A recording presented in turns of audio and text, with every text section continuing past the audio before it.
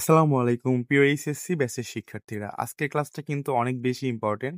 যারা আপেক্ষিক বেগ বোঝো না, এই টাইপের ম্যাথগুলো করতে কষ্ট লাগে, তারা ক্লাসটা দেখো। আশা করি তুমি আপেক্ষিক বেগটা একদম সহজে বুঝে যাবা। জাস্ট ভাইয়া মনোযোগ সহকারে ক্লাসটা সম্পূর্ণ দেখো, স্কিপ করো না। তোমাকে 100% বুঝিয়ে দিব আমি ইনশাল্লাহ। দেখো আপেক্ষিক বেগ আসলে কি। এখানে লিখে রাখছি আমরা, কারো সাপেক্ষে কারো বেগ, এর নামই হচ্ছে আপেক্ষিক বেগ। কারো সাপেক্ষে কারো বেগ, ধরো তোমার সাপেক্ষে তোমার বন্ধুর বেগ, এটাই হচ্ছে তোমার আপেক্ষিক বেগ। দেখো রুলস তোমাকে জানতে হবে। আপেক্ষিক বেগ তোমাকে শিখতে হলে যেটা করতে হবে, যার সাপেক্ষে তাকে উল্টিয়ে ভেক্টর যোগ করতে হবে। এই ভেক্টর যোগ মানে হচ্ছে ভেক্টর বিয়োগ, তুমি বিষয়টা বুঝবা।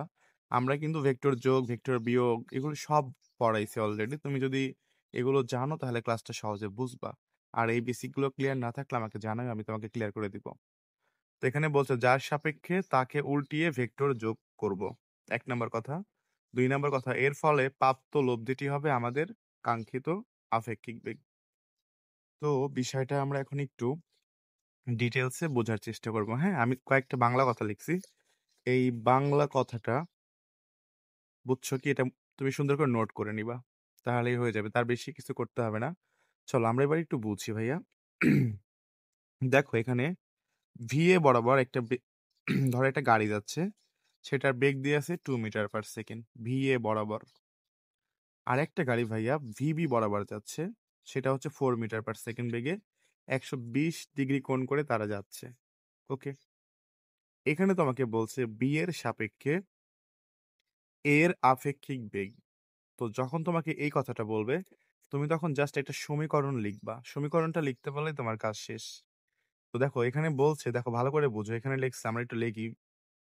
বলছে বি এর সাপেক্ষে এর আপেক্ষিক বেগ, যার আপেক্ষিক বেগ নির্ণয় করতে বলবে তাকে তুমি আগে লিখবা, এই জন্য লিখলাম এ। আর যার সাপেক্ষে তাকে লিখবা পরে, এই জন্য লিখলাম বি। কথা কি বুঝছো?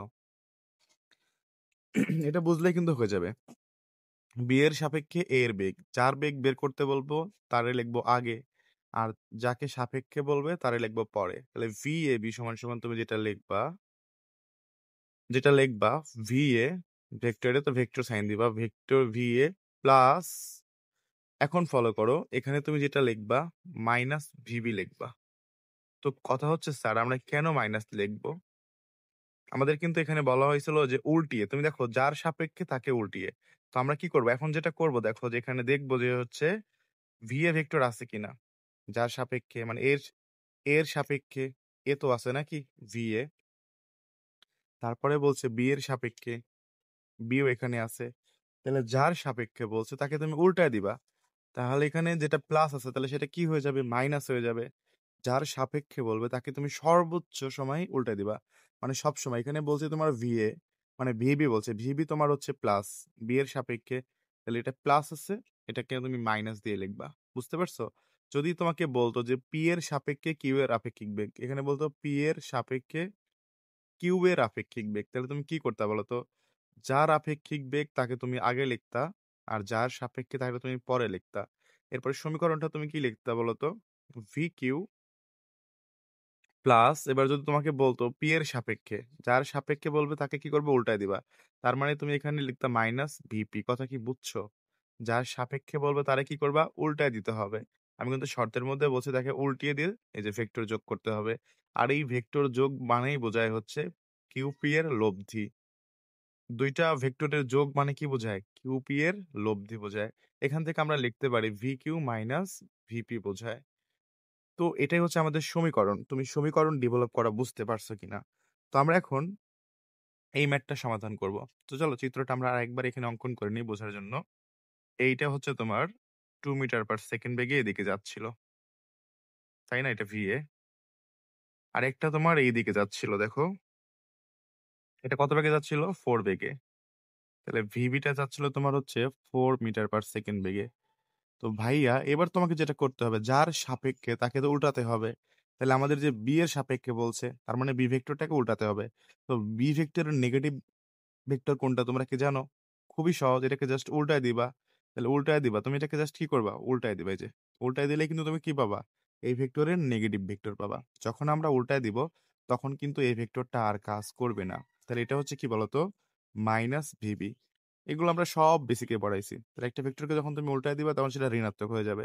এখন এই কোণটা ছিল তোমার 120 ডিগ্রি। তাহলে বলো তো এই কোণটা কত হবে? আমরা জানি এক সরল কোণ কত ডিগ্রি হয়? 180 ডিগ্রি হয়। এইটা যদি 120 হয় তাহলে এটা অবশ্যই কত হবে? 60 হবে। এখন আমরা এই যে ভি এ যে ভেক্টরটা আছে ভাইয়া, ভি এ ভেক্টর আর ভিবি ভেক্টর মাইনাস এই দুইটার কি করব? এই যে লব্ধি বের করব। যোগফল মানে কি করব? লব্ধি বের করব। তো আমরা কি এটা লব্ধি বের করতে পারবো বলো? পারবো কিনা?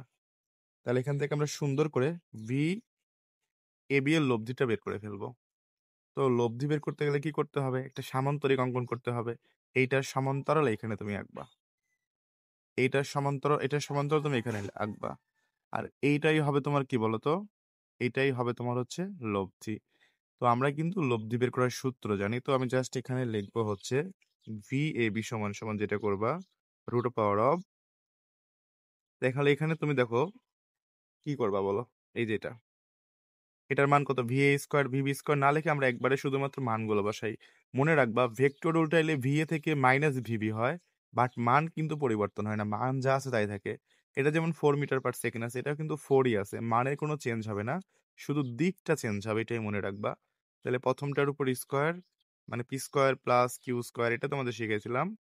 কিউ স্কোয়ার মানে সরি এখানে 4 আছে কিউ এর স্থানে, P square plus Q square plus 2 P Q. তো পি মানে ধরে নিলাম আমরা হচ্ছে 2, আর কিউ এর স্থানে ধরলাম হচ্ছে 4, কজ অফ আলফা। তাহলে কজ এখানে লিখবো আমরা।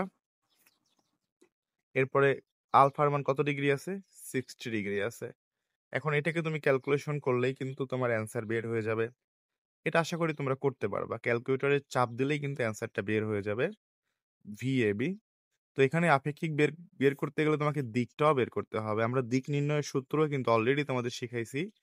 Tan theta. ট্যান থিটা সমান সমান কি করবা? যার সাথে অ্যাঙ্গেল সে নিচে সিঙ্গেল। তো এখানে অ্যাঙ্গেলটা মনে করো থিটা, যে অ্যাঙ্গেলটা সেটা আছে তোমার হচ্ছে ধরলাম আমরা এ এর সাথে, মানে 2 এর সাথে অ্যাঙ্গেল ধরছি আমরা, এই বাহুর সাথে অ্যাঙ্গেল ধরলাম থিটা, তার মানে 2 এর সাথে অ্যাঙ্গেল, তো যার সাথে অ্যাঙ্গেল সে নিচে সিঙ্গেল। তারপরে opposite sine alpha, opposite cos alpha. তাহলে অপোজিটে কি আছে? এটার অপোজিটে 4 আছে। তো কি লিখবা? 4 সাইন আলফা, আলফা মানে কত ডিগ্রি হবে? 60 ডিগ্রি হবে, প্লাস 4 কজ আলফা, এটা কজ লিখবা। আর কত ডিগ্রি লিখবা? 60 ডিগ্রি লিখবা।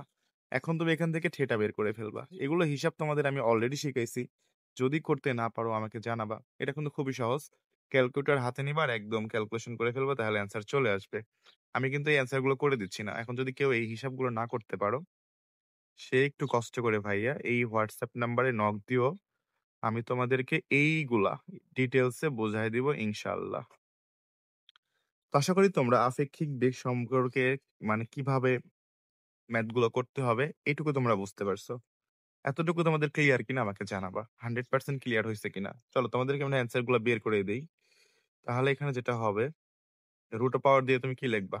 2 স্কোয়ার প্লাস তারপরে হচ্ছে তোমার 4 স্কোয়ার, এই যে ক্যালকুলেশনে একবার করে দিচ্ছি, প্লাস তারপরে 2 ইন্টু,